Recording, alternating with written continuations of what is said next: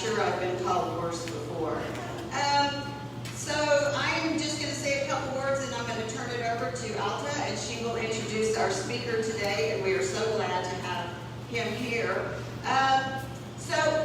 What I'd like to do every time that we meet is just go over one of the valuable benefits that are offered to you as a chamber member. Last time at Coffee and Conversation, we went over a few, and we work hard to promote and support our member businesses.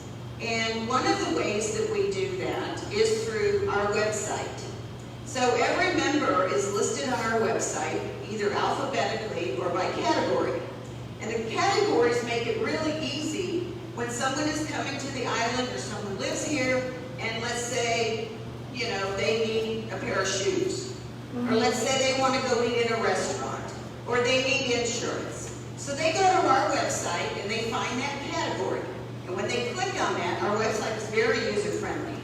When they click on that, the whole page opens up, and it lists all the businesses that are in that category. But it doesn't just list their names. No, it lists their name, it has their logo, it has a link you can click to their website, it has their phone number and their address, and you can even click on the map, and it will show you exactly where it is. So once they find the one they're looking for, they open it up, and then they see, again, the logo and all that other information. They also see pictures, as many pictures as you can put on your website. And this is something you all can do, and you need to know how to do this. So if you don't know how, call one of the staff members who will help to show you how you can do this to make your listing look even better. So there's one other thing on there. It says send an email. So they can click on that, and they can reach out and contact you. They don't get your email address, they get a form, but you will get their name, you will get their email address and contact information. And so they can write their question or their inquiry, and then boom, they send it to you. Now when you get this email, you're used to seeing Diana at SPI Chamber, or Beverly, or Alita. You will get one that says no reply at spichamber.com. So don't ignore those, because these potential customers have written you and asking for more information. So make sure you watch for those and make sure you answer them. So that's just one of the little things. We had a great board retreat this week. Our chairman over here, Lonnie, Mickey is here. We had a great board retreat this week, and we are all working hard together to provide even more value to your chamber membership. So thank you for listening, and I'm going to turn it over to Alta Monroe, who is the chair of our Government Affairs Committee.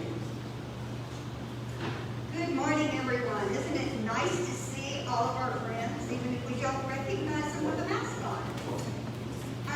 First of all, I want to thank Mark and the Padre Island Brewing Company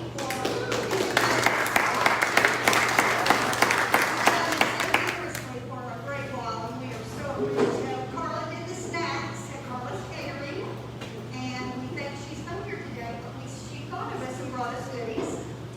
And I would like to introduce Mr. Esterly, and here is his bio. Mr. Esterly was appointed Director of Aviation for Valley International Airport in January of 2015. Formerly from Reading, Pennsylvania, Mark Haggenmiller Harlingen after serving as Director of Airports for the Midland International Air and Space Port. Mark started his aviation career as an air traffic controller for the United States Marine Corps. Wow. He received an associate degree from Penn State Technical College in Building and Industrial Technology and a Bachelor of Science degree in Aviation Administration from Southern Illinois University. Mark currently serves on the Board of Directors for the Texas Commercial Airport Association and recently served on a panel to test rocket noise for the Airport Cooperative Research Program at the National Academy of Sciences, Engineering, and Medicine in Washington, D.C. Mark has an innovative business sense and is a visionary in his approach to securing the future of Valley International Airport.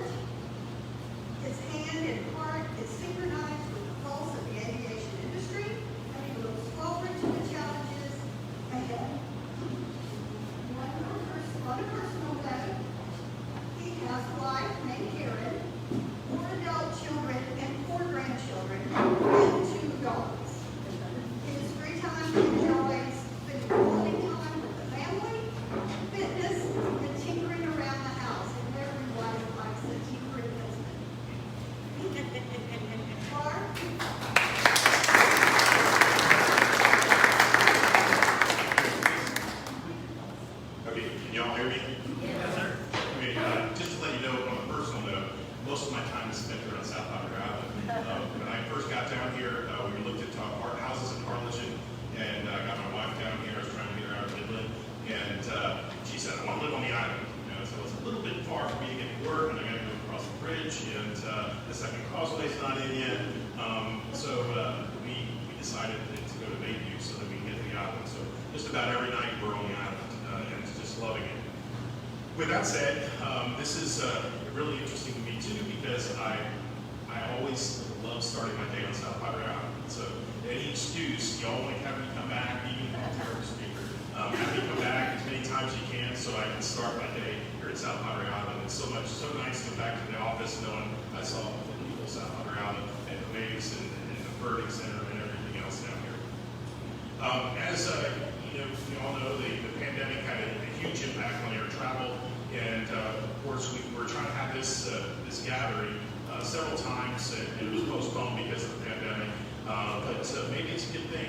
Maybe it's a good thing it was postponed, because it just so happens we had a huge announcement yesterday. If you saw it on Facebook or you saw it on the news, but we have our first international carrier starting service on May 6th. It's Viva Aerobus, as you can see here.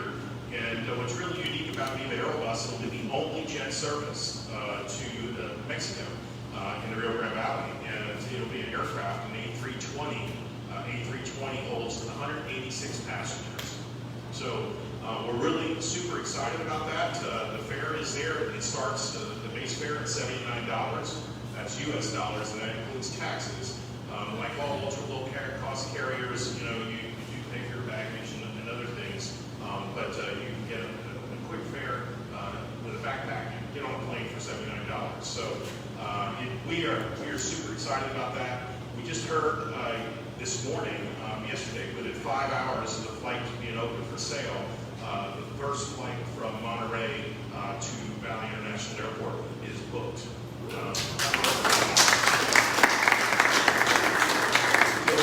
Hopeful that we're all coming to the island. So it's really something that we've been working on for a long time at Valley International Airport, and to have something within a few months come together, it was just a great moment for us at the airport, and it's going to be a great moment for all the citizens of the Rio Grande Valley to be able to not only go to Monterrey nonstop, but also to connect to other cities throughout Mexico. Monterrey happens to be Viva Aerobus, one of their hubs. So you can see at the map at the bottom there's a lot of cities that you'll be able to connect to. For instance, Cancun is a stop that you'll be able to connect to. You'll fly about 35 minutes to Monterrey. You get off the plane, you move down to gate just like you do any other airport in the States, and you get on the plane to Cancun. You got a 2-hour flight to Cancun, so it's going to be your quickest and cheapest way to Cancun, to Mexico City, to Guadalajara, Puerto Vallarta, and others. We still don't know all of the connections. They're still not listed on the website, Viva Aerobus' website. So they're trying to put them all up today. So if you look patience, you'll be able to book your flight throughout Mexico. So I'm looking forward to it. I know my wife's looking forward to it more than anything, to go see some of the culture in Mexico, in Guadalajara, and other areas. So we're super happy about that, and I'm glad this is the first time I get to announce it besides yesterday. So we're super excited about it, and I know that again the citizens of Monterrey are super excited to be able to get to the island in record pace. So let's talk a little bit about air service, and we all know that the pandemic had a huge impact on air travel throughout the United States. Last year we saw numbers, where we had 18 people getting on a flight, in a day. It was just dismal in April and May. And we slowly started climbing out through the year, last year, and it looked really, really good going into the holidays. As we were still 70% down over the year before, but we were continually, coming out of the downturn. What happened to a lot of the airlines as well, they decided that, hey, we got to pull back capacity. We just don't have enough people flying. There's no sense in flying empty planes, so a lot of our capacity was pulled down in airports throughout the United States. So, come October and particularly November, we saw a pretty good spike of new travelers trying to go see friends and family, and through the holidays, and so we saw instead of 2,000 passengers a month, in the worst case, we were up to 17,000 passengers a month in December of last year. And that's way off but where we normally would be at 30,000, but at least we were seeing some light at the end of the tunnel. So January came along, and January is typically a slower month for air travel, as everybody is already taking their flights and going to see their family over the holidays. So January we saw a dip, and in February even a bigger dip, back down to 13,000 passengers a month. But I'm happy to say the numbers were in this morning for March, and they were record-setting for this new time that we're in. We saw 26,000 passengers flying out of Valley International Airport, so we're truly getting back to where we were. And I think that we would even be better off if we still were able to get the capacity back in the market that we had before. So if you're looking at booking your flight today, and for tomorrow, you may be out of luck. All the planes are full. Everything going out is a 90-95% load factor. So it's better if you're going to book a flight. You're going somewhere next month, book it today. So you make sure you secure your seat. We do know that airlines are bringing capacity back, but it's a little slow. So right now, the demand is actually outpacing our supply, and we're hopeful that that starts to come back. American Airlines, that we brought on two years ago, they actually are up tremendously throughout the whole of the pandemic at Valley International Airport. We have now 4 flights starting in June per day, and 5 flights with the Chicago nonstop on Saturday. So they've just stepped up to the plate, and we're so happy for that. And their aircraft are full as well. So please, again, if you're going to book a flight, make sure it's done in a reasonable amount of time before your flight, or you may not be able to get that flight. So all this has not come without challenges, through the pandemic. We want to make sure that all our passengers were safe, coming through the terminal building. So really early on, we had implemented a lot of safety measures throughout our airport. All of our HVAC systems at the airport have UV light in them, so all of the air that's being transported back and forth, through the terminal building, going out being filtered with other air coming back in, it's also being subjected to UV light, especially UV light that actually kills bacteria and viruses. So we want to make sure that, again, the air is clean inside our terminal building. We put together a very robust cleaning of the terminal building, disinfecting. So our cleaners continuously go around and disinfect high-touch surface areas throughout the terminal building, making sure that any counter or any button or any railing is disinfected on a regular basis. We also put up safety barriers, plexiglass barriers for all queue lines at the checkpoint, so you can actually be safe with people in front of you, that safe distance 6 foot, but also assigning them to have plexiglass barriers so that people that are queued aside of you have a barrier between you. So we've done that, as well as plexiglass barriers at all of our ticket counters to protect our employees, passengers coming through. I can tell you that we do not have one case at Valley International, confirmed case of COVID-19 throughout the entire year that actually originated at our airport that we know of and has been recorded. So it's one of the safest places to be at Valley International Airport. And I know that the airlines have probably been everything up about flying and how the air is recirculated through their cabin, through HEPA filters, even to 3 times, and I think they said every minute, 3 minutes, it's fully circulated. So also probably safer to travel, particularly now that everybody's getting their vaccines, than it ever was before. And being a big pet peeve of cleanliness, that's one of the things we stress at our airport, that bathrooms need to be clean, everything needs to be clean. So it's really nice. I've flown throughout the United States over the last year to Cleveland and other places, and I can tell you that airports have never been cleaner. So it's a good time to travel, that's for sure.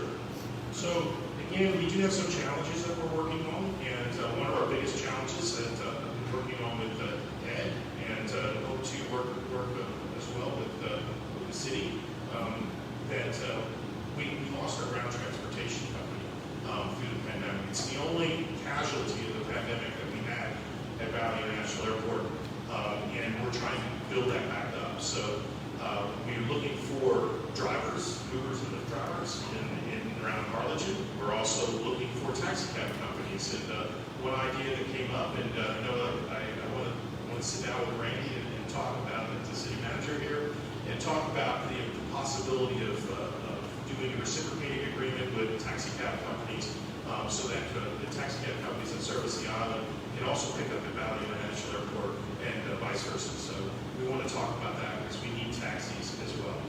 The shuttle, we're working on an RFP to go out for new shuttle service. And that new shuttle service looks like it will be some kind of consortium of shuttles, private companies that will operate at Valley International Airport back and forth to the island. So we got to get this done quick, especially before Viva gets here. So make sure that people have a quick access back and forth from the island. So super important. I think I've said just about everything I have, but I want to open it up to questions. Any questions on the islands? Oh, here we go. Hey, Ed. I'm going to throw you a couple softballs. Okay. You'll be able to hit them. Let's talk a little bit about freight. Freight? A lot of people don't understand the freight that you provide into the valley. Yeah, there's no doubt the air cargo is one of our biggest biggest operations at our airport. We have FedEx that comes in twice a day with the 767. That's a wide-body aircraft, large aircraft, bringing freight for the entire Rio Grande Valley back and forth. We also have a DHL that flies nonstop to Cincinnati daily, also with freight. So there's other freight companies that are out there that we're hoping to attract as well. But with some of the improvements that we're making, particularly the runway extension at the airport that's coming, it'll actually make the longest runway in the Rio Grande Valley and in South Texas even longer. It'll go from 8,300 feet to 9,400 feet. And so it'll allow those aircraft, the 767 wide bodies, to operate at 70% maximum load capacity instead of the 49% they're operating at now. So yeah, cargo is a big component. Good, that was a nice hit to third. Here's the hit home. Talk about the terminal expansion. Well, our terminal continues to if anybody's been out at our airport, you've probably seen a lot of changes over the last few years. And one of the things that when I got here, in 2015, Valley International said we are the premier airport of the Rio Grande Valley. And I was looking around the terminal building, and I'm going like, well, it kind of looks like an old abandoned mall. So the floor was in bad shape, it didn't look clean, and that was a big pet peeve of mine. And the walls, just a lot of things in there that just weren't in bad shape. So, I'm definitely a fiscal conservative, but you have to spend money to make money. And when I got to Valley International Airport, we had approximately $4 million in reserve with no debt, and that was great. It set us up. But we also had a lot of things that needed to be fixed. Things that were neglected over time. So we actually started to make those improvements, and now, even with the pandemic, we sit with about $5 million in cash reserves and no debt, and everything's repaired. The terminal building has an all brand new floor. If you haven't seen it, it's a floor that we talked about, and we serve 70% of the traffic to South Padre Island. We want to make sure that the customers coming to our airport feel like they're coming to South Padre Island as well. And the floor is different color blues downstairs, from light blue, white to a light blue to a dark blue to simulate the water. That you have deeper water, dark blue, and light water in the sand, beaches. So we also do a lot with the CBP here with advertising in the terminal building. We have a 60-foot monitor that was put in the terminal building that has probably more South Padre Island on it than any other city in the Rio Grande Valley. And we're planning to keep it that way. Again, the 70% of the traffic, air traffic coming to the island, coming through our airport, we want to make sure that those travelers are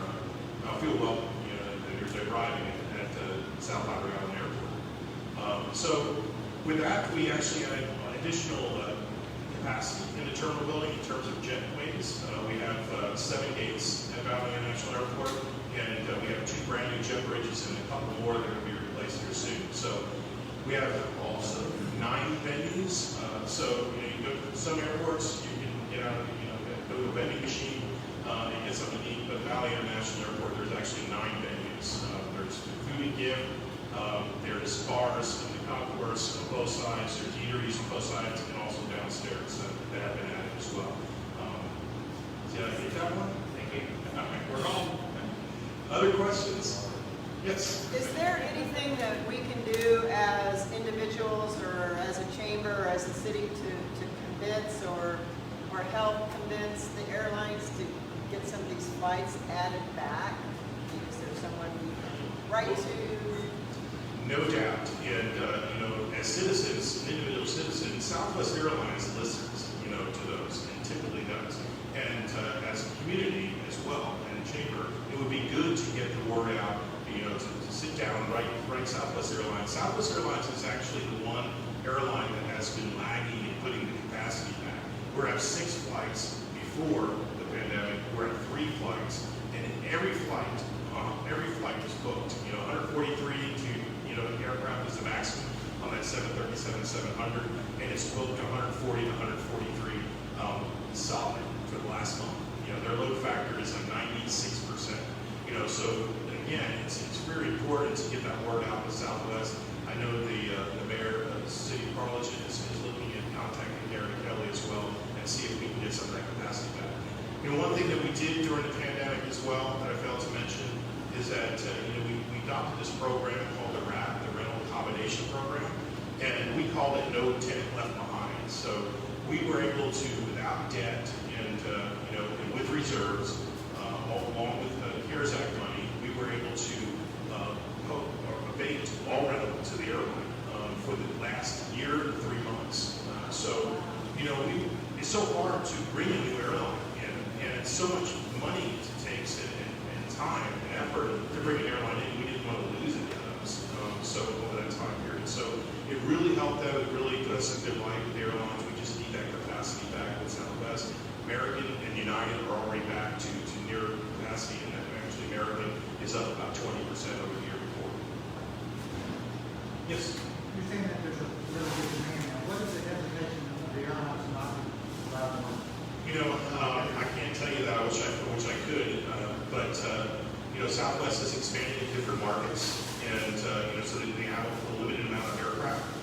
So they're looking at leisure markets throughout the United States. We continue to tell them we are a leisure market here. Bring our aircraft back. But we're working on that. If I could have a crystal ball and know exactly what they're thinking, I'm sure they have a bigger, broader picture than I do. But with 95 or 96% capacity, they're really handing that traffic over to other carriers at this point, and or people aren't getting to fly, because the capacity is so high, or the planes are so full. I wish I knew that. Yes, sir. Will the airport sign an exclusive contract with Monterrey around transportation? I think what we're going to do is we felt that we had a great idea with one shuttle service and one taxi cab company, and it really worked. It fixed the problem that we had before, which was not enough taxis in the city of Harlingen to take care of ground transportation, not enough Ubers and Lyft to do it as well, and they also took care of the island shuttle, and it actually worked. It was much better. But I think that we're going to tweak that and look at a consortium so that we're not so vulnerable if something happens to one company. So we'll actually look for a consortium of shuttles, private companies that will come together and operate at the airport. That's our idea. We want to also, like we talked earlier, look at with the city of South Padre Island to do some type of reciprocating agreement. So a taxi cab company right now can't come to another city and pick up. They can drop off all day long, but you have to have a taxi cab permit, say in Harlingen, in order to operate and pick up in Harlingen.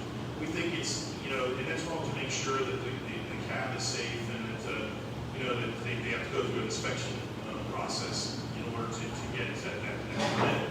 But it doesn't really make sense if South Padre Island is doing that. They're checking their cabs and they're inspecting them. Why can't the city of Harlingen accept that inspection and make sure we have cabs at the airport? So, and I'm not speaking for the city of Harlingen right now by any means, but that's my thoughts, and I think that we can make it happen. I did talk to the city manager in Harlingen, and he thinks it's a good idea. So we're hopeful that we'll be able to do that soon. We want to see, the cab say that leaves South Padre Island, go to the airport and drop somebody off. Why does he just sit there?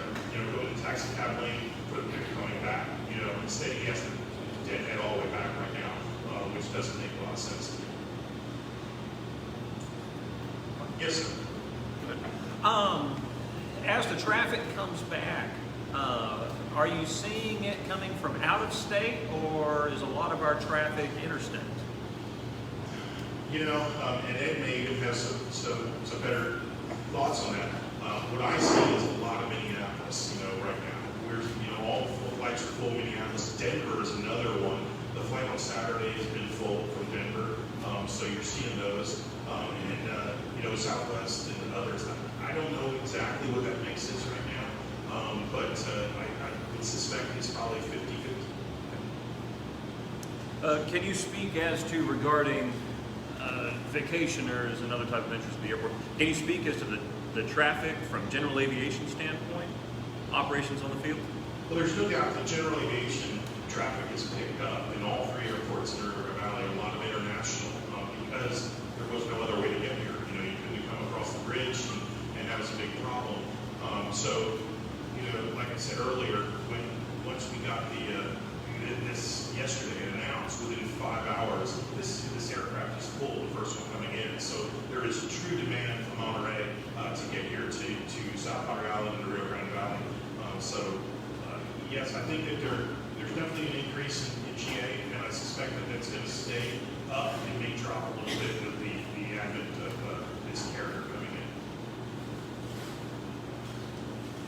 Yes, sir. Your operations are overseen by a board of directors. How many directors are there?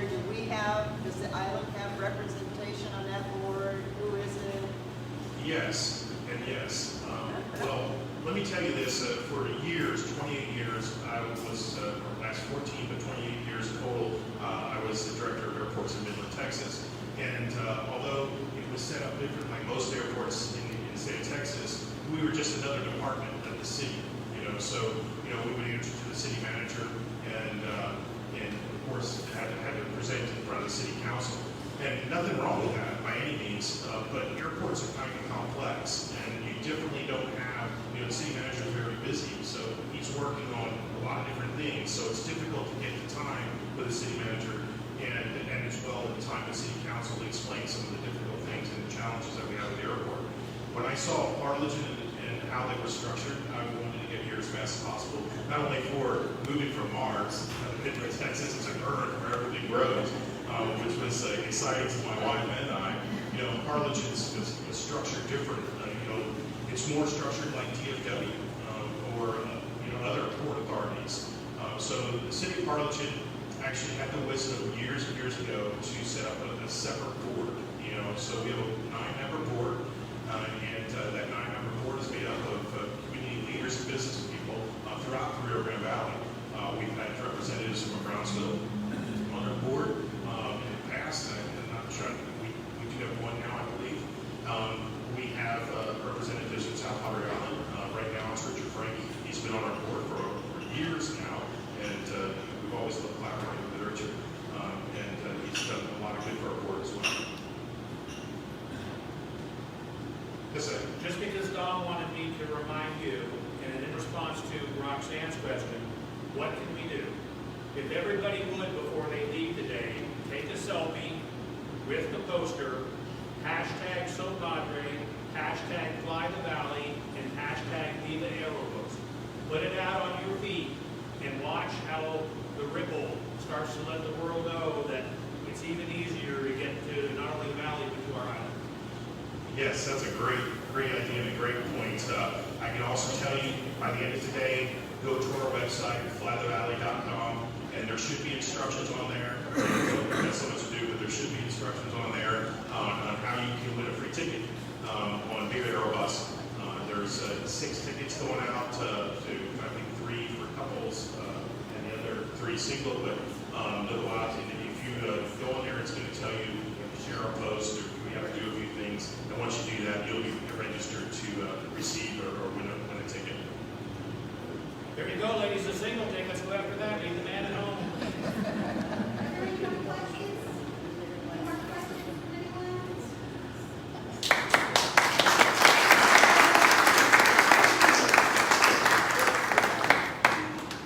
Okay, once again, I want to thank Mark and Padre Island Brewing Co. Thank you, Mark, for food, and there is a lot of food left, so there's some calories over there. And let me tell you, there's one more meeting of coffee and conversation next month. We don't know the speaker yet. And then we'll break for the summer. September will be our first round for the coming season. We'll be in September. Just watch your email. You'll get a notice. We do have a ribbon cutting this afternoon at Turtle Island, which is way up north by the Tiki. Please join us. And also, tickets are available for State of the Island luncheon with the mayor, Patrick McNulty, on May the 6th. So mark your calendar for that. Go online for a ticket. We thank you. Oh, and the luncheon is sponsored by Spotlight. Thank you.